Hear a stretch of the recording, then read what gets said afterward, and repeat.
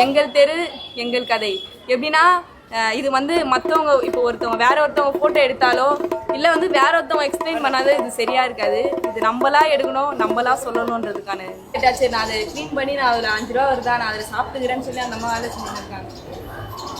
இயக்குநருமான வெற்றிமாறன் அவர்கள் இங்க வந்திருக்கார். அடியாமலத்தை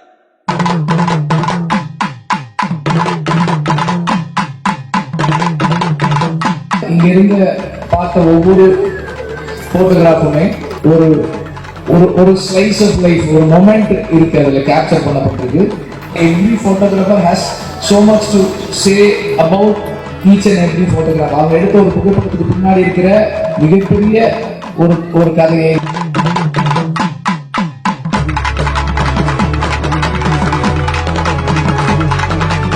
நமக்கு ஒரு பெரிய வலிமையை கொடுத்து அடுத்த தலைமுறைக்கு ஒரு பெரிய நம்பிக்கை கொடுக்கும் நான் நம்புறேன்.